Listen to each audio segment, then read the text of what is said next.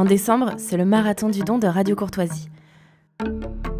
Qu'est-ce que c'est que le Marathon du Don ? Le Marathon du Don, c'est la grande collecte de fonds que nous organisons chaque année au mois de décembre. Parce que c'est la dernière chance pour les auditeurs qui n'ont pas encore fait de dons de défiscaliser utilement, symboliquement, s'ils n'ont pas envie que leur argent serve à financer l'immigration illégale ou les politiques transgenres, eh bien, ils peuvent donner une partie de leur argent à Radio Courtoisie et la déduire de leurs impôts à hauteur de 66%. Et en plus de ça, nous avons un mécène très généreux qui, depuis 2 ans, chaque fin d'année, nous promet de doubler les dons au mois de décembre. C'est-à-dire que si vous donnez 50 €, eh bien nous en recevrons 100, et à vous, il ne vous en coûtera qu'à peu près 18. C'est pourquoi je vous demande de nous soutenir pour ce marathon du don. Donnez-nous les moyens de défendre vos idées. Rendez-vous sur soutenir.rc.fr. Bonjour chers auditeurs, bienvenue au Mardi de la Mémoire sur Radio Courtoisie. J'ai le très grand plaisir de recevoir aujourd'hui Gilles Fresson. Gilles Fresson, bonjour. Bonjour. Merci à Jacques Payot qui nous a mis en contact. Je cherchais à joindre, pour ne rien cacher aux auditeurs, Gilles Fresson depuis quelque temps. Pour une vidéo que j'avais regardée et dont je voulais parler à cette émission, et je n'arrivais pas à vous joindre. Et grâce à Jacques Payot, dont je rappelle aux auditeurs de Radio Courtoisie qu'il est l'auteur en 2018 avec Capucine Soupeau d'un ouvrage chez EM Éditions qui s'intitule « Moi, labyrinthe de Chartres ». Je les avais reçus tous les deux à cette antenne en 2019. Jacques Payot est un ancien médecin, passionné de la cathédrale de Chartres, et Capucine Soupeau, guide conférencière à la cathédrale. Et voilà, Jacques Payot a eu la gentillesse de nous mettre en contact. Je l'en remercie beaucoup. Gilles Fresson, vous êtes historien, vous avez été coordinateur de la cathédrale pendant de nombreuses années. Une quinzaine d'années, effectivement, Voilà. Ça marque. Et bien sûr. Et je vous ai découvert parce que je faisais une petite recherche à l'occasion de plusieurs émissions que j'ai faites sur le débarquement de Provence. Donc, vous voyez, comme quoi tout nous ramène parfois à l'essentiel. Et je me suis rendu compte que le général de Gaulle, au moment de la libération de la France à l'été 1944, eh bien, tout général de Gaulle qu'il était a eu des difficultés à faire ce qu'il voulait et à se rendre dans les cathédrales pour célébrer sa victoire ou la victoire de la France, remercier. Et vous expliquez dans une petite vidéo qui est tout à fait disponible sur Chartres TV, vous nous expliquez cet événement. Ça va être le point de départ de notre émission consacrée à la cathédrale de Chartres, puisqu'il se trouve qu'il y a une sorte d'anniversaire cette année. Oui, ce sont les 1000 ans de l'achèvement de la partie inférieure de la cathédrale, qu'on appelle aujourd'hui la crypte. En fait, c'est une véritable cathédrale inférieure, donc achevée en 1024 par l'évêque de cette époque, Fulbert. Et donc oui, ça va être cette année une date importante dans l'évolution de la cathédrale, oui. Alors, nous parlerons de façon plus approfondie de la cathédrale tout à l'heure, qui s'est fait une beauté intérieure, en tout cas. On sort de 2 phases de restauration extrêmement importantes et très spectaculaires, et je crois très révélatrices de la redécouvette de l'art gothique. Oui. Ouais, c'est ça, oui, j'avoue que pour avoir l'habitude tout de même d'être allé dans la cathédrale de Chartres de nombreuses fois, on a presque l'impression qu'on est ailleurs, on ne la reconnaît plus intérieurement, c'est incroyable. On retrouve le XIIIe siècle. Je crois qu'on a un peu la sensation qui pourrait être celle d'un pèlerin franchissant les portes, effectivement, il y a plus de 800 ans. On est très près de ce qu'il pouvait effectivement avoir comme ressenti. Alors, Gilles Fresson, racontez-nous ce 23 août 1944, il y a pas loin de 80 ans. Nous sommes donc après le débarquement de Normandie, nous sommes également après le débarquement de Provence. Les troupes alliées remontent ou descendent et vont se rencontrer. Et le général de Gaulle se retrouve à Chartres quelques jours, l'avant-veille de son arrivée à Paris. Tout à fait. La ville a déjà été libérée par les forces américaines, celle du général Patton. Donc De Gaulle est avec les forces françaises libres en arrière d'environ 2 jours. Il arrive à Chartres. On voit bien que c'est une position clé avant la remontée finale sur Paris. On sait tous les événements évidemment parisiens. Et oui, a lieu à ce moment un curieux épisode. En fait, d'abord, il faut signaler que De Gaulle, comme beaucoup d'autres, est très marqué par le symbole qu'est la cathédrale. On sait d'ailleurs par son histoire familiale, voilà, ses ancêtres, ses parents, sa mère en particulier, qu'il connaît la cathédrale et que pour lui, cette cathédrale est vraiment un lieu, un sanctuaire français. Et il a très clairement ça en tête. Il y a une dimension patriotique dans cette cathédrale, au moins, en tout cas dans son esprit, c'est fort. Et il veut y célébrer un Te Deum.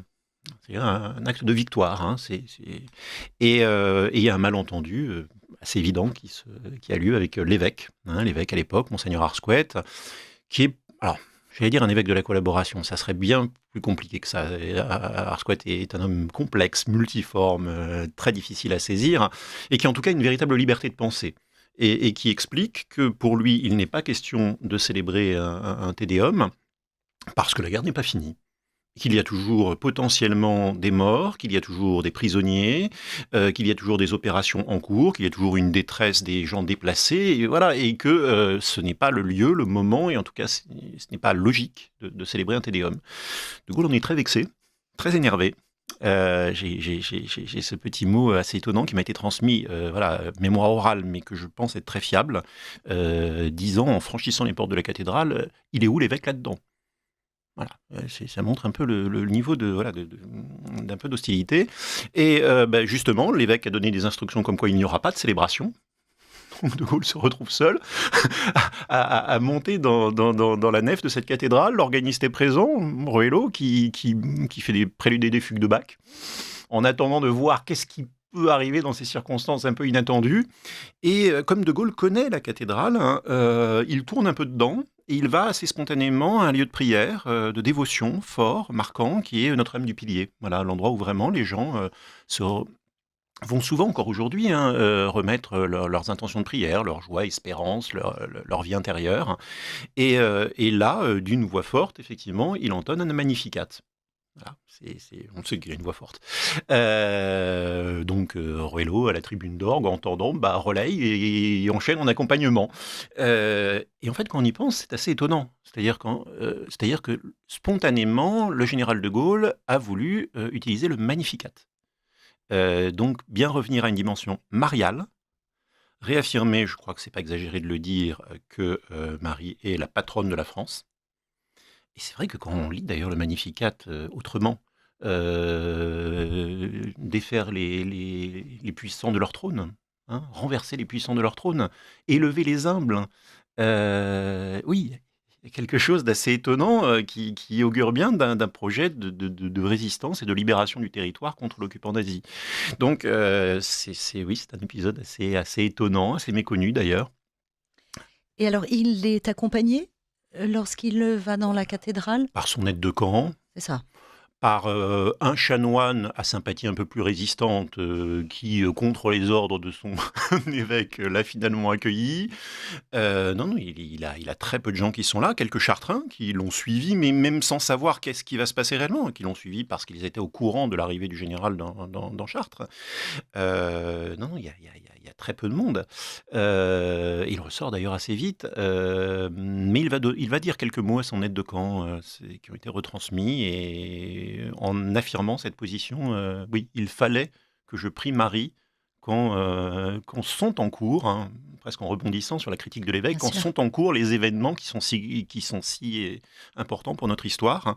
Hein. Voilà. De Gaulle, toute la dimension politique après, ses fonctions évidemment présidentielles feront que c'est une dimension qui passera assez en silence. Elle a été remise en valeur récemment par plusieurs historiens dans plusieurs livres très intéressants. On sait que sa dévotion mariale est absolument intense, hein, extrêmement fervente, et qu'en plus elle est profondément liée à son image de la France. Hein. C'est-à-dire que l'idée de Louis XIII qui voue la France à Marie est une idée pour lui tout à fait capitale. Et voilà, la laïcité à la française fera qu'il prendra après voilà, le choix de ne pas trop en parler, mais c'est à titre personnel une conviction forte. Bah, merci beaucoup Gilles Fresson de faire revivre pour les auditeurs de Radio Courtoisie cet événement du 23 août 1944. Donc je rappelle la venue du général de Gaulle dans la cathédrale de Chartres, en pèlerin, hein, on peut le dire, puisque il entonne ce Magnificat et non pas une Marseillaise. Enfin, c'est vraiment une dimension de pèlerin. Les auditeurs peuvent se rendre sur Internet et regarder visuellement la vidéo que vous avez faite sur Chartres Je me TV. permets de préciser qu'il est revenu d'ailleurs par la suite. On a des informations tout à fait étonnantes disant que dans ce fameux moment de 68, dans lequel, vous savez, il y a un blanc, hein, où est-il? On sait qu'une partie de son programme, c'est ces généraux qu'il va consulter en Allemagne. Hein. Il est passé à la cathédrale, voilà, demandant une messe à Notre-Dame de Souterre dans la crypte au prêtre qui était de permanence, qui a été d'ailleurs un peu étonné. et seul à prier Notre-Dame de Souterre, cette fois-ci l'autre lieu de dévotion mariale de la cathédrale. Ah Et oui. donc c'est dans un moment également crucial de notre histoire. Donc oui. Bien sûr, oui, oui, c'est très important de faire, en tout cas, revivre et amener à la connaissance de beaucoup, j'imagine, un événement très méconnu. Et ce que j'ai aussi beaucoup apprécié dans votre vidéo, c'est qu'elle est agrémentée d'images d'archives. Et on voit la cathédrale, et là, ça va nous permettre de revenir sur le bâtiment en lui-même et sur sa construction.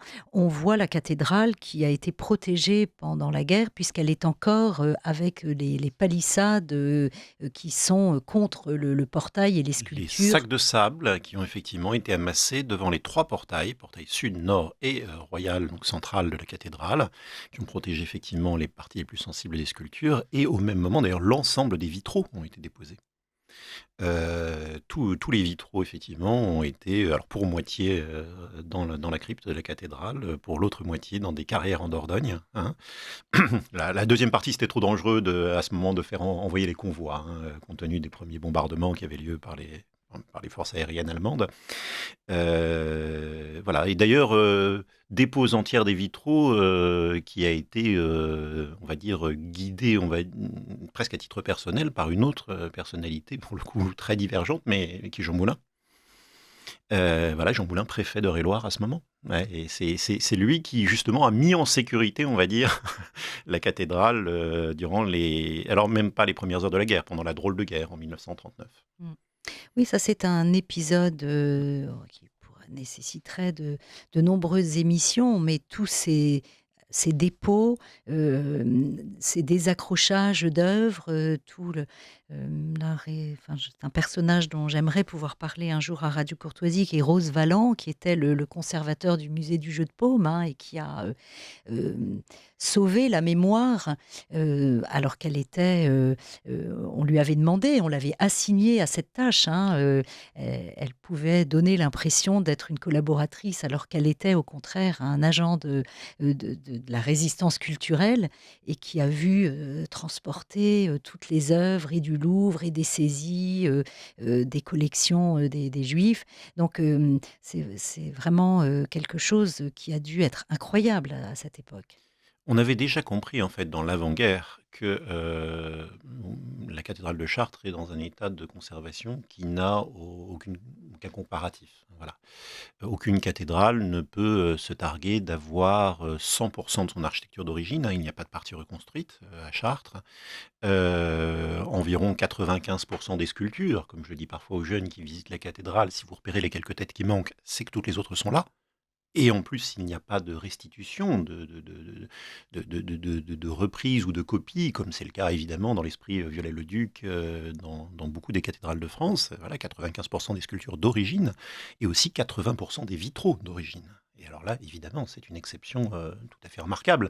La cathédrale derrière, qui en a le plus de ces vitraux d'origine, on peut dire que c'est Bourges, on est à 45%, et après on tombe à 15%.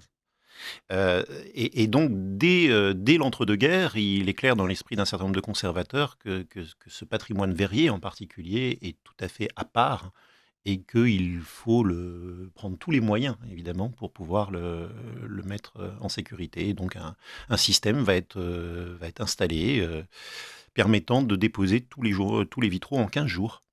Système d'échafaudage montable sur place, glissant, roulant, sortant des voûtes. Ils avaient été entreposés en partie dans les combles. Et d'ailleurs, comme les salariés des monuments historiques ne seront en fait pas présents sur les lieux, on est dans le moment de l'exode, ce sont pour partie des lycéens qui vont faire cette dépose. Voilà. L'un d'entre eux a demandé à être enterré récemment à la cathédrale de Chartres, à la surprise même de ses héritiers qui ne connaissaient assez peu cet épisode, en expliquant dans son testament qu'en souvenir du moment où il avait déposé les Très vitraux. beau, très très beau comme histoire. Ah oui, mais écoutez, je pense que les auditeurs de Radio Courtoisie vont être passionnés par vos récits, Gilles Fresson, dont je rappelle que vous êtes historien, que vous avez été pendant 15 ans coordinateur de la cathédrale de Chartres et que vous nous avez fait revivre donc la venue du général de Gaulle le 23 août 1944 et que maintenant, avec vous, pour les auditeurs de Radio Courtoisie, nous allons décrire cette cathédrale. Alors, vous l'avez dit, elle est la mieux conservée. Notez qu'elle a été la première inscrite au patrimoine de l'UNESCO en 1979. Elle possède les reliques de la Vierge. Juste avant que vous réagissiez, je voulais juste dire quelque chose aux auditeurs parce que vous disiez que le général de Gaulle était très attaché à la cathédrale de Chartres, qu'elle est un élément du patriotisme français. Je pense aussi qu'elle a un élément béni des dieux, c'est sa situation. C'est-à-dire que la cathédrale de Paris, c'est la capitale, très bien. Reims, c'est la cathédrale des sacres des rois de France. Mais Chartres, elle est vue à 30 kilomètres. Je ne sais pas s'il y a... C'est le monument qui a la plus grande visibilité sur son territoire en France. Enfin, avec le Mont Saint-Michel, qui est un peu... Bon. Mais oui, plus visible que la Tour Eiffel, par exemple. Quand vous êtes sur les plaines de Beauce, vous la voyez effectivement de façon iconique, deux flèches se détacher sur l'horizontale des blés à un horizon très lointain. C'est évidemment très impressionnant. Et en plus, il y a aujourd'hui d'ailleurs une directive paysagère dont le but est, c'est une première française. Comme la plaine de Versailles pour le château de Versailles, Voilà. j'imagine. Voilà. Et c'est le premier dispositif qui a été adapté effectivement à la cathédrale de Chartres pour préserver justement cet aspect iconique de la vue à très longue distance, parce qu'en plus elle est liée non seulement à la dimension patrimoniale de la cathédrale, mais aussi à sa dimension proprement historique et spirituelle. C'est-à-dire que Chartres est, il faut le dire, la seule d'ailleurs en France, paroisse, cathédrale, basilique. Voilà, elle cumule. Alors la dimension paroissiale, évidemment, c'est ces messes quotidiennes, les baptêmes, les mariages, les obsèques, ce qui n'est pas le cas d'autres cathédrales. C'est également, évidemment, le siège de l'évêché de Chartres. Alors, aujourd'hui limité au département d'Eure-et-Loir, mais qui était autrefois un très vaste diocèse, l'un des plus grands de France. On va de Mantes-la-Jolie, Conflans-Sainte-Honorine sur la Seine, à Blois sur la Loire. C'est considérable. Et dimension, effectivement, basilicale, dimension de pèlerinage, et qui est, beaucoup d'auditeurs d'ailleurs le savent, qui est toujours une dimension très importante. D'ailleurs, pèlerinage qui change, qui se renouvelle, c'est historiquement et avec un œil de sociologue, c'est absolument passionnant de voir cette évolution des pèlerinages qui ne meurent jamais, qui prennent d'autres itinéraires, qui reprennent d'autres souffles avec d'autres personnes, sur d'autres spiritualités, mais en gardant évidemment cette dimension mariale, voilà, partir de Paris souvent, pour aller à Chartres. Comme disait à l'époque Larigaudy, voilà, prenez 2 jours devant vous, on en revient meilleur. Et oui, et donc cette dimension de voir qu'on approche de la cathédrale, qu'on l'a à l'horizon et qu'il reste encore quelques heures, est une dimension très importante. Oui. Alors, malheureusement, ce que je vais dire est très limité parce que j'ai oublié, mais je sais que les évêques de Chartres ont conservé, il me semble, le dernier droit de féodalité qui leur venait de Charles X.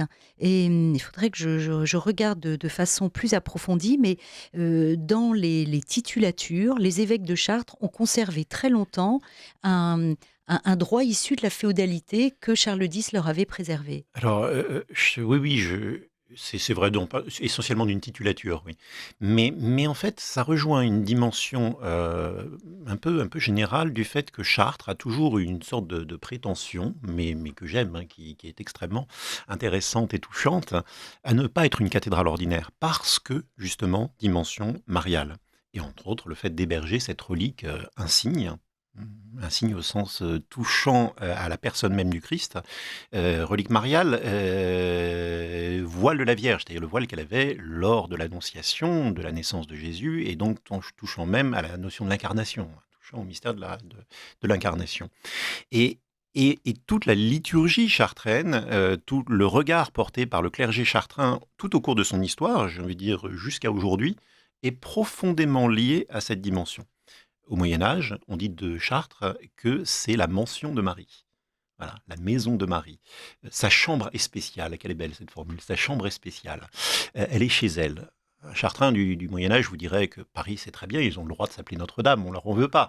Mais que ici c'est différent. Elle est chez elle, puisqu'elle a son vestiaire, au travers du voile, elle a aussi sa maison. Et tout est lié à ces dimensions. La présence, le fait qu'il n'y ait dans la cathédrale aucune tombe. Personne n'est enterré dans la cathédrale. C'est la seule des grandes cathédrales européennes dans laquelle personne n'est enterré, parce que cette volonté a été tenue sur des siècles, un lieu entièrement tourné vers le divin, entre autres la personne mariale, hein, et son enfant. Et voilà, on n'enterre pas des gens dans une maison. Et donc, on a voulu préserver cet espace comme étant un espace profondément lié à Marie. Et beaucoup de choses sont étonnantes dans ce genre, quelques petites modifications de la liturgie, hein.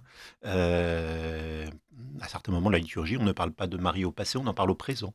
C'est le seul diocèse français dans la liturgie traditionnelle tridentine où il y a une exception dans le missel chartrain, comme quoi, effectivement, il faut changer des passés qui passent au présent ou des allusions comme quoi ça se passe en Palestine, comme quoi non, c'est ici.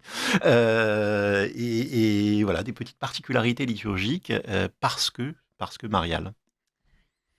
Alors, cette cathédrale de Chartres, cher Gilles Fresson, nous avons dit au début de cette émission qu'elle avait été construite à partir de 1194, en 30 ans.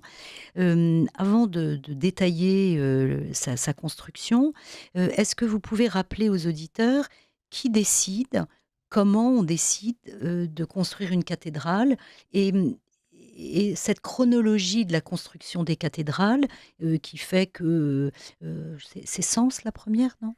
Oui, la première cathédrale gothique. Oui, Voilà. gothique. Pourquoi, dans quel ordre, comment s'inscrit Chartres là-dedans? Alors, la décision de construction d'une cathédrale, à l'époque, donc à peu près tous les diocèses, c'est l'évêque et ses chanoines. Le collège chanoinien, le chapitre cathédrale, à Chartres très imposant, 72 chanoines liés de façon solidaire et qui, en termes de possession territoriale, de pouvoir, d'assises intellectuelles, sont plus puissants que leur propre évêque. Et donc, il s'agit évidemment d'un accord qui est passé entre les uns et les autres. Et d'ailleurs, dans les usages du Moyen-Âge, il y a des sortes de co-responsabilités très définies. L'évêque doit assurer les 3 premières années de travaux, ensuite relayées par le chapitre cathédral, qui, pendant ce temps-là, doit s'assurer de la continuité de l'œuvre Notre-Dame, c'est-à-dire l'organisme, on va dire, porteur au sens juridique, administratif et financier de la construction. Voilà, tout ça est assez défini. Et d'ailleurs, apparaît dans les très rares textes que nous avons sur la construction de la cathédrale, les archives sont quasiment absentes, qui ne sont pas des textes administratifs, c'est les miracles de Notre-Dame, qui nous racontent comment s'est passé l'incendie 1194 et comment le légat pontifical qui se trouvait être là sur le chantier a mis d'accord l'évêque et les chanoines en disant qu'il fallait reconstruire. Voilà. Alors il y a actuellement un débat, je ne peux pas l'ignorer totalement, sur le fait est-ce que la date de 1194 doit être prise au sens strict. J'ai tendance, pour ma part, à penser que oui, pour avoir retravaillé toute la documentation, avoir vu qu'on a plusieurs sources qui semblent vraiment venir d'origines différentes, qui parlent bien d'une date avec un incendie, une destruction quasiment totale de la cathédrale, qui aurait lieu donc en fin juin ou début juillet 1194. Moi, je n'ai à peu près aucun doute là-dessus. Alors attention, c'est beaucoup plus facile en termes de communication de dire que votre cathédrale a été entièrement détruite, mais qu'on a conservé l'élément essentiel qui est le voile de la Vierge, que tout est à refaire et qu'on est bien sûr en attente des bonnes volontés, de l'argent de la part de tous les donateurs, plutôt que de dire on a une partie. Voilà. Bon. Peut-être que l'incendie a été un peu exagéré dans ses résultats, mais incontestablement, c'est bien la date clé de début de reconstruction de l'édifice gothique. Par contre, Après, je vous interromps juste pour faire une parenthèse et une comparaison évidemment avec l'incendie du 15 avril 2019 de Notre-Dame de Paris. Bien sûr, la cathédrale de Paris n'a pas totalement brûlé, mais le choc était suffisamment là pour que la question de la reconstruire ou pas ne se soit pas posée. Enfin, oui. Donc je pense qu'en 1194, une destruction d'une cathédrale en totalité ou pas, d'une église, entraîne l'envie de reconstruire. C'est tout à fait évident, et même certains ont pu récemment sous-entendre que l'évêque a un peu sollicité l'incendie ou facilité. Bon, je crois qu'il ne faut peut-être pas aller jusqu'à une telle extrémité, mais il est vrai qu'en 1185, quand j'ai parlé de la puissance de cet évêché, de la dimension mariale très importante, c'est l'évêque de Chartres, évêque surpuissant. À l'époque, c'est Renaud de Mousson, qui a un réseau relationnel. Il est lié à toutes les grandes familles princières d'Europe. Et il a un réseau relationnel plus important que le roi lui-même. Voilà, j'imagine mal cet évêque accepter que des petits diocèses de France du Nord, à Noyon, à Soissons, à Senlis, construisent des cathédrales extrêmement innovantes, impressionnantes, qui en mettent plein la vue, et que lui-même reste en retrait avec la vieille cathédrale qui a à l'époque 150 ans. Donc il est évident que déjà depuis 10 ou 15 ans, il pense à la reconstruction. C'est inévitable, certain. Ensuite, l'incendie est presque une opportunité. Voilà. Bien sûr. Alors, en 30 ans, on avait déjà réagi ici à une émission consacrée à l'Hermione sur la construction de l'Hermione, donc le bateau de Lafayette, qui s'est fait en 16 mois, je crois, quand il a fallu, avec nos techniques actuelles, nos 35 heures et toutes nos lois sociales, plus de 10 ans pour reconstruire l'Hermione. En 30 ans, on bâtit une cathédrale. Oui, alors... Il a signalé évidemment que c'est une exception.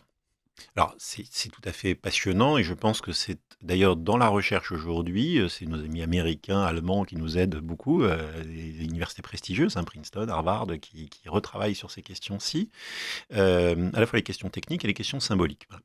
Sur les questions techniques, oui, Chartres est une exception, en fait pour une raison qui semble assez claire, c'est qu'il n'y a pas eu de rupture de financement. Et donc, il n'y a pas eu d'arrêt de la construction, ce qui était quasiment systématique dans les très grands chantiers des cathédrales. On a enchaîné réellement 25 années de construction. Et donc, voilà, c'est passé à Chartres ce qui ne se passe jamais. C'est-à-dire que certains des manœuvres du bâtiment qui étaient là quand c'est sorti de terre ont bien vu leur cathédrale achevée, terminée. Quand on dit une cathédrale met 100 ans, 200 ans pour se construire, c'est oublier que c'est souvent parce que les choses sont en suspens, qu'on attend de retrouver les moyens de faire la deuxième phase, le transept, la nef, le chœur, les parties hautes de telle ou telle partie de l'édifice, ou de rajouter une chapelle. Non, à Chartres, tout c'est fini. Tout c'est fini. Donc ça veut dire qu'en 1224, si je sais compter, la cathédrale est terminée. En 1221, les prêtres chanoines sont sous les voûtes du chœur achevés. Tout ce qui est gros œuvre semble terminé, puisqu'ils sont en train de se chamailler pour s'attribuer les places à l'intérieur du chœur, laissant entendre qu'on vient bien de finir l'édifice, et que même s'il est consacré plus tard, en 1260, a priori tout ce qui est gros œuvre est bien terminé. La vitrerie, les vitraux, pour des critères stylistiques et quelques documents archivistiques, nous permettent de savoir que les vitraux également sont finis dès les années 1225-27. Voilà. Donc tout, architecture, sculpture, vitraux, est achevé dans ce créneau de 30 ans. Ouais, ça fait rêver. Vous appréciez cette émission? Alors aidez Radio Courtoisie à en produire d'autres. Rendez-vous sur soutenir.radiocourtoisie.fr. Merci d'avance. Chers auditeurs de Radio Courtoisie, vous écoutez Les Mardis de la Mémoire. J'ai le très grand plaisir de recevoir aujourd'hui Gilles Fresson. Je n'ai pas précisé d'ailleurs aux auditeurs de Radio Courtoisie que c'est la première fois que Gilles Fresson est un invité de la radio. Je l'en remercie encore davantage. Gilles Fresson est historien. Il a été coordinateur pendant 15 ans à la cathédrale de Chartres. Et avec lui, nous parlons de l'histoire de la cathédrale. Je rappelle aux auditeurs qui prendraient l'émission en cours que nous avons au début de cette émission évoqué la venue du général de Gaulle le 23 août 1944, puisque nous sommes encore dans l'année des 80 ans des débarquements de Normandie et de Provence, et que dans le cadre de cette libération progressive du territoire. Cet événement a eu lieu dans la cathédrale de Chartres. Les auditeurs peuvent aller aussi sur Chartres TV pour voir cette petite vidéo très intéressante que vous avez faite, Gilles Fresson. Alors, cette cathédrale, comme je l'ai dit avant la coupure du Bobino, ça fait rêver parce qu'évidemment, nous voyons le résultat, nous admirons le résultat et on se dit une telle merveille en 30 ans. Les auditeurs auront entendu quelques semaines auparavant l'émission que j'ai faite avec Christophe Dickès autour de ces deux ouvrages, l'un consacré à Notre-Dame et l'autre à ce que le monde a fait pour l'Église. Et au cours de cet entretien, Christophe Dickès comparait Chartres à la Silicon Valley. Il disait que Chartres, c'était la Silicon Valley du Moyen-Âge. Alors on a eu en fait au XIIe siècle, plutôt un petit peu, pour être très exact du point de vue historique, plutôt un petit peu avant la construction de la cathédrale, une école de Chartres extraordinairement brillante, au cours effectivement des années 1140, 1150, 1160, se croisent là des gens qui s'appellent Gilbert de la Porée, Guillaume de Conches, Bernard de Chartres, Thierry de Chartres, une génération assez étonnante. Alors, imaginons pas cela comme une université, c'est plus un point d'ancrage de différents intellectuels qui ont l'occasion là de se rencontrer, de confronter leurs idées et d'avoir une sorte de contact avec des élèves privilégiés de la génération suivante. Je parlerai plus aujourd'hui de masterclass. Mais oui, et Chartres est clairement, dans ces années-là, oui, un Harvard, un Silicon Valley, c'est là qu'il faut être. Et d'ailleurs, on sait que sont invités des gens qu'on appellerait aujourd'hui néerlandais, catalans, polonais, enfin voilà. J'ai le souvenir, quand on visite l'équivalent du site marial en Arménie, du côté d'Erevan, on nous montre des chapiteaux dont on sait qu'ils ont été sculptés par des élèves de cette école de Chartres. Alors, en tout cas, inspiré dans certains critères stylistiques, effectivement, de ce qui pourrait être le modèle chartrain. En fait, dans ces années, alors on est effectivement un peu avant la construction de la cathédrale, on est au moment où se fait la façade de la cathédrale, on est à un niveau sidérant, à tout point de vue. La flèche, qui est la flèche sud de la cathédrale, et qui est achevée à ce moment-là, et le nouveau record du monde, enfin deuxième édifice derrière la pyramide d'Égypte, le savent-ils, le nouveau record de la civilisation occidentale. Sur cette nouvelle façade, ils installent des vitraux, donc là on est bien en 1150 sur cette façade, donc 50 ans avant le reste. Des vitraux, c'est extraordinairement innovant en 1150, et ce sont les plus grands de l'époque. Il faut imaginer ce que c'est pour un homme du Moyen-Âge, habitué à être en dehors du monde de l'image, les enluminures, je veux bien, 3 cm sur 3, toutes les 10 pages, voilà. Là, 8, 10 mètres, 15 mètres d'histoire en lumière, dans un monde, voilà, c'est leur Internet, c'est leur smartphone, leur téléphone portable. C'est le monde de l'image qui débarque à eux, et le monde de l'image lumineuse. Colorée, voilà. Et donc, c'est une révolution également. Quand on voit le style des sculptures qui sont en train de basculer de l'art roman à l'art gothique, là aussi, cette façade représente un moment clé et tout à fait impressionnant. Les derniers feux de l'art roman, mais en même temps, les premiers frémissements de vie, de sourire, d'expressivité du corps. Tous les historiens d'art le savent, c'est un moment absolument capital de bascule et qui a d'ailleurs provoqué l'admiration de tous les artistes et historiens d'art par la suite. Rodin est un amoureux fou de Chartres, il y vient à la fin de sa vie toutes les semaines. Voilà. Et au même moment, il n'y a pas quelque part, il n'y a pas de fumée sans feu, hein. Au même moment, à Chartres, effectivement, le réseau intellectuel qui est là, ce sont des gens qui sont en train de redécouvrir à la fois Aristote, Platon, qui maîtrisent certaines sciences et techniques mathématiques ou astronomiques, en puisant également à l'occasion dans le monde arabe. Ils sont totalement à la pointe, hein. Voilà, et d'ailleurs en lançant d'ailleurs des pistes d'eux-mêmes, hein, cette fois-ci des pistes théologiques et philosophiques tout à fait novatrices, hein. Il y a des ferments dans l'école de Chartres de réflexion qui vont continuer jusqu'à aujourd'hui, hein. Enfin, je suis tout à fait étonnant quand on lit certains écrits de l'école de Chartres, on se retrouve dans la polémique entre Teilhard de Chardin et ses adversaires en plein XXe siècle. Voilà, et c'est dans des écrits de Gilbert de la Porrée en Oui, 1150. bien sûr. Alors, moi, je n'ai pas votre connaissance du sujet, mais bon, j'ai quand même rencontré dans mes travaux, mes lectures, cette période et certains de ces personnages. Et on voit que bouillonne déjà intellectuellement tout un travail qui sera peut-être dans la période la plus récente relayée par Benoît XVI, qui est la science, la foi, l'articulation entre ces transcriptions matérielles des visions de l'au-delà. Enfin, comme vous le dites, enfin, j'aime pas dire que c'est moderne parce qu'on est toujours moderne de Oui. son temps, mais il y a en tout cas, il y a des aspects de notre contemporanéité qui est indéniable.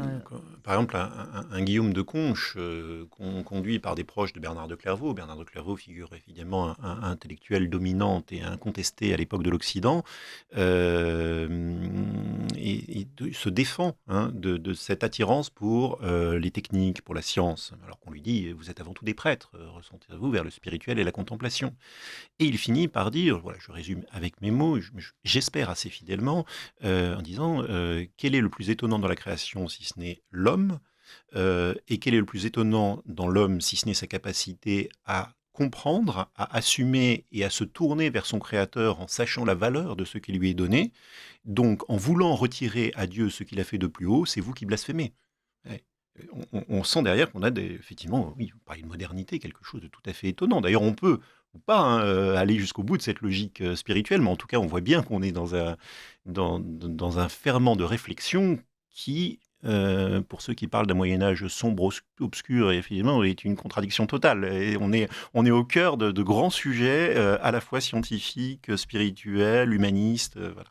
Oui, c'est pour ça que parfois on est un peu agacé par ce mea culpa et cette repentance permanente quand on devrait glorifier les merveilles de l'Église et des hommes d'Église qui, bon, sont des pécheurs comme tout le monde, qui ont fait et qui continuent de faire des choses qui sont mal, mais qui ont fait tellement de merveilles et qui ont fait tellement avancer les sciences, les techniques et l'humanité, tout simplement. Alors à Chartres, en plus, on a cette chance, hein. Moi, c'est un de mes grands sujets de fascination, que cette génération d'intellectuels a formé la suivante, hein. Et donc que les vitraux de la cathédrale, je pense très particulièrement aux vitraux, sont très très marqués par ce ferment intellectuel. Et ce qui fait que vous pouvez vivre les vitraux de Chartres, hein, simplement parce que c'est beau, d'une façon très, très sensitive, voilà, aimer les luminosités, les jeux de couleurs. J'ai eu l'occasion récemment de faire visiter, par exemple, à des grands cuisiniers. C'est étonnant comment on parle justement de cette association des saveurs, des équilibres, des substances, des colorations, et voilà, ils s'y reconnaissent, hein, voilà, tout ça est bien de l'art et très sensible. Mais au point de vue intellectuel, un vitrail, c'est quelque chose d'étonnant, parce que peu le disent, moi c'est un de mes grands plaisirs dans les visites de le rappeler, un vitrail se lit souvent, même toujours, au deuxième, au troisième, au quatrième, parfois au cinquième degré. Voilà. C'est-à-dire que vous avez du narratif, pour tous les vitraux qu'on appellerait bande dessinée, tous ceux qui racontent une histoire, la vie de Saint Nicolas, la vie de Saint Thomas, l'histoire du bon Samaritain ou celle de Joseph dans l'Ancien Testament. Et derrière, vous avez toute une série de relectures, ce que les gens du Moyen-Âge appellent, j'espère qu'on ne va pas faire peur à nos auditeurs, les niveaux tropologiques, anagogiques et allégoriques de l'écriture. C'est-à-dire qu'à chaque fois, derrière tout le narratif, se cache un niveau moral, que faire face aux réalités de l'existence, quel choix faire. Une réalité totalement spirituelle tournée vers l'absolu et vers l'éternité. Voilà. Qu'est-ce que le paradis et les valeurs définitives du paradis, et également tournée vers une valeur proprement christique, c'est-à-dire que si on est dans la Bible hébraïque, on est également dans le Nouveau Testament, et que si on parle du Nouveau Testament, on a des références constantes effectivement au monde juif. C'est d'une intelligence tout à fait prodigieuse. C'est sûr, on est loin du Botox et de TikTok. Et emmener d'ailleurs les gens dans cette analyse des vitraux est tout à fait passionnant. Voilà. Alors, je rappelle aux auditeurs de Radio Courtoisie que nous parlons de la cathédrale de Chartres, que j'ai le très grand plaisir de recevoir Gilles Fresson et que j'imagine que les auditeurs sont comme moi passionnés par ce que vous êtes en train de nous dévoiler ou de nous réexpliquer pour les auditeurs qui auraient déjà été à Chartres, qui auraient déjà suivi des visites guidées de la cathédrale ou qui y seraient allés en simple pèlerin. Vous êtes historien, vous avez été coordinateur de la cathédrale pendant de nombreuses années. Vous nous avez dit tout à l'heure qu'elle avait comme caractéristique, cette cathédrale, d'être la mieux conservée et surtout d'être la plus dans son jus, sans modification. Elle est dans la partie visible que nous voyons, est une partie finie depuis quand ? Il y a eu quelques ajouts. Enfin, je crois qu'il y a cette fameuse chapelle Vendôme, ou je ne sais pas comment on a... Alors, l'édifice est pratiquement fini dans l'état où on le découvre aujourd'hui, donc dans les années 1225. Voilà. On peut d'ailleurs faire une analyse assez précise du bâti, avec ce qu'on appelle la dendrochronologie, c'est l'analyse des bois et de la date exacte auquel ont été coupés les troncs, les morceaux qui restent dans le bâti, qui d'ailleurs vont tout à fait dans le même sens que l'observation des différentes équipes qui tournent sur le territoire français et qui construisent la cathédrale. Alors, il y a quelques ajouts très postérieurs, effectivement, à cette cathédrale gothique, extrêmement conservée. Une chapelle. Enfin, dans d'autres cathédrales, c'est 10 et 20 chapelles rajoutées. Là, c'était un cadet de la famille royale. C'était quand même assez difficile de lui refuser la possibilité d'ouvrir une nouvelle chapelle, d'autant plus que c'était suite à la bataille d'Azincourt, lors d'une promesse faite en cours de conflit. Bon. Donc, chapelle Vendôme, de la famille, effectivement, des Vendôme, des Bourbons. Ensuite, on a une flèche qui est plus récente, qui est une flèche du XVIe siècle, la flèche dite Jean de Beauce, Jean Texier, le nom de son architecte. Le tour du chœur également, cette clôture qui fait tout le tour du chœur de la cathédrale, et qui est une véritable dentelle sculptée, dont la réalisation s'étale entre les années 1520 et 1530-35, ce qui veut dire qu'on est à la fois dans le style gothique flamboyant et le style Renaissance. C'est aujourd'hui un des points d'attraction des visiteurs, d'ailleurs, loin d'être un ajout superflu à la cathédrale, c'est un bonus absolument étonnant, d'autant plus qu'il y a cet aspect narratif là aussi, tout le récit de la vie de Marie et du Christ. Et à l'intérieur du chœur, pour finir, un réaménagement, qui est un réaménagement du XVIIIe siècle, la fin du XVIIIe siècle, qui fait ressembler le chœur de la cathédrale effectivement plus à un édifice de type néoclassique, avec des tendances baroques. Victor Louis est un architecte qui a beaucoup vécu à Rome, donc on sent bien qu'on est dans cette mouvance. On a eu le grand bonheur qu'il ne redécore pas tous les murs de la cathédrale. Et donc, ce décor en marbre et en stuc est effectivement limité au cœur de la cathédrale. Et d'ailleurs, pour ceux qui aiment ce style, assez qualitatif. Oui, alors on le redécouvre encore plus maintenant que l'intérieur de la cathédrale a été entièrement restauré. C'est vrai qu'on a l'impression de rentrer dans une cathédrale blanche quand on avait l'impression de rentrer dans une cathédrale noire. Alors c'est extraordinaire parce qu'en fait, on redécouvre totalement l'esthétique du gothique. Moi, je souris parfois quand je vois certains grands universitaires américains, anglais, puisque Chartres est une référence mondiale, évidemment, pour tous ceux qui étudient l'art du Moyen-Âge, et dire avec une naïveté étonnante de la part de ces grands intellectuels, « Ah, on disait que c'était un modèle de l'art gothique, mais on ne pensait pas que c'était aussi vrai. » Sous-entendu, on expliquait à nos élèves que oui, c'était une aspiration à la hauteur, à la lumière, à une dématérialisation des choses, à une vision glorieuse, dynamique, impulsive, impressionnante de Dieu. Voilà, c'est un message de gloire. Voilà. C'est un chant de louange. Où on avait l'habitude évidemment de plus recevoir la cathédrale comme étant un lieu dans lequel les vitraux étaient comme des appels mystiques à la révélation au milieu des ténèbres. Voilà. Non, c'est un chant de gloire. Et cette redécouverte qui est à la fois tout à fait véridique du point de vue scientifique, toute façon, ce n'est pas de la restitution, c'est du nettoyage. 80% des enduits sont en place. Donc il suffit de les nettoyer et on redécouvre ces enduits qui sont de couleur ocre avec un décor de faux appareils de pierre. Donc encore une fois, qui à 80% est celui d'origine. Donc aspirateur, brosse, éponge. Et dessous, on redécouvre effectivement l'authenticité de cette cathédrale telle qu'elle était au XIIIe siècle. Là aussi, il n'y a pas d'équivalent, hein. Aucune cathédrale n'a conservé 80% de ses enduits intérieurs.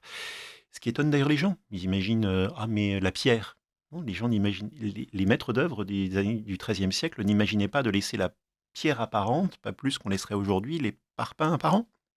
Donc tout ce matériau pierre est recouvert d'un enduit dans lequel est projetée une architecture, on dirait aujourd'hui virtuelle, plus belle que le vrai. Toujours les dernières pages de la Bible. Imaginez la Jérusalem céleste, la cité du ciel, et donc visualiser matériellement une architecture, voilà, comme la cité éternelle de l'au-delà. Oui, un peu comme les projections que l'on est capable de faire de nos jours, par exemple aux Invalides avec le spectacle où on fait de la projection sur une pierre. Alors bon, les Invalides, c'est déjà un décor merveilleux, mais vous voyez ce que je veux dire. Oui. Mais voilà, hein, comme une projection du ciel à l'intérieur d'un bâtiment. Exactement. Et je pense que c'est là, on redécouvre d'ailleurs aussi l'esprit dans lequel ils imaginent ce bâtiment. Encore une fois, les dernières pages de la Bible, on dit que les murs de la Jérusalem céleste sont des murs d'or. Est-ce que peut-être que c'est pour ça que ça les intéresse, cet enduit ocre sur les murs. Et d'ailleurs, on dit, en reprenant les phrases de saint Paul, que chaque pierre est importante parce que visualise le fait que dans l'architecture d'une société, chaque pierre est importante et est liée, je reprends les mots d'un certain Pierre de Roissy, par le lien de la paix et de l'amour. C'était d'ailleurs toujours vrai. De la même façon que dans un édifice matériel, chaque pierre est importante et est liée par le mortier. Voilà. Et donc, on découvre qu'il y a aussi, et c'est passionnant, cette dimension, visualiser toutes les pierres de façon parfaitement égale et d'une façon évidente quand on franchit les portes de l'édifice, ces pierres soulignées par des traits blancs, différentes de celles qui sont réellement dessous, c'est une façon de dire justement que chacun a sa place. Et d'ailleurs, ils sont allés jusqu'au bout de la logique. Les grands piliers qui portent la cathédrale, il n'y a pas de faux joints dessus, uniquement comme si c'était des grands monolithes. Ben oui, mais quand vous lisez la symbolique ancienne, les petites pierres que nous sommes reposent dans l'édifice spirituel sur les 12 grands piliers que sont les apôtres. Donc, c'est-à-dire que fictivement, chacun des piliers de la cathédrale, lui c'est Jean, lui c'est André, lui c'est Paul. Et donc, vous voyez, on a même par exemple, quand on a fait cette restauration, eu des doutes. Pourquoi on ne retrouvait pas les faux joints sur ces grandes colonnes majeures ? Eh ben, c'était parfaitement volontaire. C'est qu'il y avait encore une fois un supplément de sens intellectuel et spirituel pour dire, voilà, ce sont les apôtres qui portent l'ensemble de l'édifice. C'est admirable, hein. Alors, on peut peut-être revenir, si vous le voulez bien, Gilles Fresson, sur la relique tout de même du voile. Comment la tradition nous explique qu'elle soit là Qu'est-ce que l'on sait de ce voile vénéré depuis très longtemps à la cathédrale de Chartres? Alors, il y a eu des rediscussions encore récemment entre spécialistes sur la nature du tissu. Voilà, je vais en rester en tout cas à l'explication traditionnelle et aux faits historiques. La donation est probablement celle de Charles le Chauve. On est en 876, 875, 76, 77. Historiquement, c'est validé, on va dire. Cette relique venait des fonds d'Aix-la-Chapelle, des reliques majeures d'Aix-la-Chapelle, en passant par Saint-Denis, donc des reliques de Charlemagne, et la tradition dit que cette relique serait arrivée offerte à Charlemagne par les empereurs de Byzance, de Constantinople, par exemple l'impératrice Irène ou Constantin. Et d'ailleurs, de fait, on parle de cette idée de voile de la Vierge dans la tradition byzantine, dès le 5e, 6e siècle, à l'église des Blachères. Voilà. Donc, on a quand même une traçabilité assez étonnante. Et le voile arrive effectivement à Chartres, donc en 876, ça fait plus de 1000... je passe le calcul, environ 1150 ans que ce voile est présent dans la cathédrale. Oui, relique majeure, puisque voile que portait Marie au moment de l'enfantement du Christ. Je ne vais pas expliquer aux auditeurs qu'évidemment, des ossements du Christ, il n'en existe pas, ou il y aura un petit problème relatif à la foi chrétienne et à la résurrection. Parce Par qu'on a- contre, J'avais reçu Marie Armel, bon, son nom m'échappe tout d'un coup, qui est la directrice de Terre Sainte Magazine, Beaulieu, Marie Armel Beaulieu, pardon pour elle d'avoir oublié son nom de famille, et pour relater les travaux d'ouverture du tombeau du Christ il y a quelques années à Jérusalem, et voilà, elle avait dit, s'il y a un mot qui pourrait résumer ce que tout le monde a pensé, c'est ouf. Ouf, le tombeau est vide. et par contre, ce qu'il existe, c'est des objets qui ont touché la matérialité du Christ. Le Saint-Suaire, la couronne d'épines, et on comprend mieux d'ailleurs pourquoi le bras de Siméon. Ça peut paraître assez curieux aux yeux d'un contemporain. Pourquoi donner une telle importance au bras de Siméon? Mais oui, mais Siméon, au jour de la présentation au temple, prend dans ses bras le Christ. Donc il a touché. Le mythe du Graal, c'est cela aussi. Et donc les gens du Moyen-Âge disaient, essayez d'imaginer une femme qui enfante sans que son nouveau-né ne touche son vêtement, c'est déjà matériellement assez peu jouable. Et quand bien même ce serait le cas, de toute façon, le voile aurait été à quelques doigts pendant 9 mois. Voilà. Alors, rien que cette façon un peu étonnante de dire les choses aujourd'hui montre bien qu'on est au cœur d'un des grands mystères chrétiens, c'est-à-dire la présence de Dieu dans le ventre d'une femme qui accepte le fameux oui, voilà. Et donc, constituant cette relique comme un élément clé, justement, de la méditation sur le grand mystère de l'incarnation. Oui. Et d'où le fait, ils en étaient parfaitement conscients, que tous les puissants du Moyen-Âge, tous les rois, hein, les rois de France, mais également les rois d'Angleterre, les princes italiens, qui voulaient venir voir cette relique chartraine, et aussi d'ailleurs le petit paysan qui en faisait une étape sur les parcours de Saint-Jacques-de-Compostelle ou sur ceux du Mont-Saint-Michel. Voilà, il voulait aussi venir à Chartres, hein, depuis la France du Nord, la France du Sud, et d'ailleurs aussi de très nombreux spirituels, hein, les grands saints. Alors, au Moyen-Âge, mais également à l'époque moderne. Chartres a été fréquenté par Saint François de Sales, Saint Vincent de Paul. Voilà, c'est parce que tous, effectivement, avaient bien en tête cette notion que c'était un lieu dans lequel on pouvait méditer sur le fait que Marie offre au monde, voilà, Dieu offre la présence du Christ. Donc il y a un fond spirituel, on va dire, derrière qui c'est pas le bras de Saint-André, voilà. Alors, Gilles Fresson, vous avez évoqué là à l'instant les rois de France. Autre événement important dans l'histoire de la cathédrale de Chartres, c'est le sacre d'Henri IV, puisque pour des questions d'ordre circonstanciel, hein, liées à des territoires qui, à l'époque, appartiennent encore à la Ligue et donc ne sont pas accessibles au roi, que ce soit Paris ou bien Reims. Alors, vous parliez de Vendôme tout à l'heure, il y a peut-être aussi un attachement d'Henri IV en tant que Bourbon, descendant des Vendômes, peut-être plus particulier à Chartres, mais en tout cas, c'est Chartres qui est choisi pour que le 27 février 1594, on est d'ailleurs 400 ans après, hein, Oui. presque, c'est un anniversaire, Henri IV soit sacré à Chartres. Alors, il y a chez les Capétiens, chez les Bourbons en particulier, un grand attachement à Chartres parce que c'est quelque chose qui est assez peu mis en valeur. La relique du voile de la Vierge a traditionnellement un rôle dans la naissance des rois. Les reines venaient prier le voile de la Vierge pour que leur enfantement, leur grossesse, leur enfantement se passe dans les meilleures conditions. Alors, à défaut d'enfanter du Christ, aussi que placer la naissance du souverain sous ce patronage dans lequel il est bien question de naissance, d'enfantement, de préparation de la naissance. Et c'était très important, hein, pour les femmes de la lignée royale de cette époque. Quand un Louis XIV s'appelle Louis Dieudonné, c'est que ses parents ont eu un peu de mal à avoir cet enfant. Et dans la tête de Louis XIV, par exemple, il est très clair que c'est grâce à Notre-Dame de Chartres qu'il existe.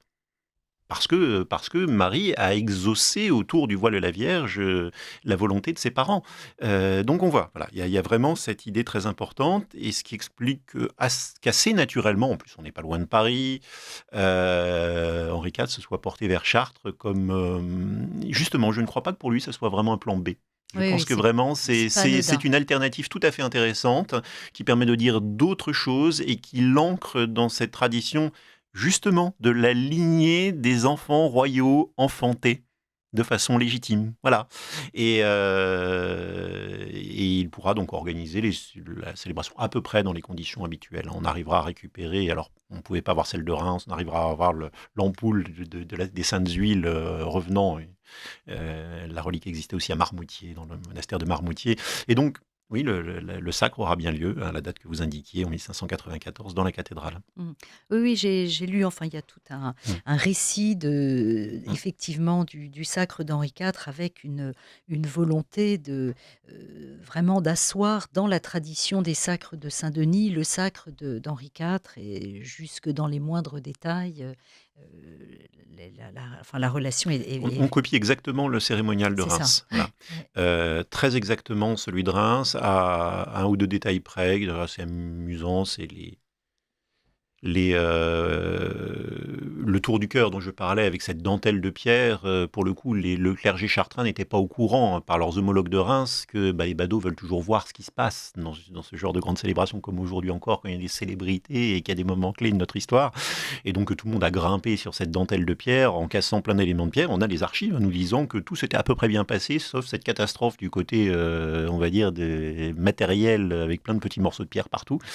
Voilà, quand parfois aujourd'hui les visiteurs demandent tiens, mais pourquoi c'est cassé là? Alors oui, il y a on l'a dit, très très rare à Chartres, quelques destructions révolutionnaires, mais vraiment extrêmement limitées. Il y a quelques vols qui ont peut-être eu lieu au 19e siècle, des choses réapparaissent aujourd'hui aux enchères, du Tour du Chœur. Et puis oui, une partie, c'est les badauds du sacre d'Henri IV. Voilà. Ça fait partie des traces matérielles qui nous restent dans la cathédrale, avec d'ailleurs aussi quelques graffitis. Et oui, des graffitis retrouvés quand on a fait la restauration des enduits, gravés sur ces fameux enduits à la chaux, donc qui permettent bien de graffiter. On avait marqué Henri IV 1594 avec des graphies, avec alors là c'est technique, une stratigraphie, on va dire, des différents enduits qui ne laissait aucun doute sur le fait que le graffiti avait bien été fait au moment en question. C'est incroyable. Merci beaucoup Gilles Fresson. On pourrait continuer évidemment à parler plus longtemps de cette cathédrale. Allez-y, chers auditeurs, Chartres, c'est vraiment allez visiter Chartres. Extrêmement accessible en voiture, en train. La gare est aux portes de la cathédrale. Et pour ceux qui connaissent la cathédrale sombre, redécouvrez-la effectivement dans sa lumière, avec les vitraux restaurés, avec les enduits restaurés. Voilà. Son trésor aussi, ouvert depuis le mois de septembre. Exactement, trésor depuis le mois de septembre. Non, c'est vraiment, et puis dans le cadre effectivement de ces 1000 ans de jubilé, si certains veulent aussi faire cette démarche en termes spirituels, c'est vraiment l'occasion que j'aimais. J'ai envie de vous dire, vous ne serez jamais déçus par Chartres. C'est vraiment un des grands lieux mondiaux, et un de ceux qui porte ailleurs, qui fait grandir. Voilà. Merci beaucoup Gilles Fresson, vous ne nous avez pas du tout déçus, vous non plus. C'était un plaisir de vous recevoir pendant cette heure d'émission. Chers auditeurs de Radio Courtoisie, à mardi prochain. Au revoir.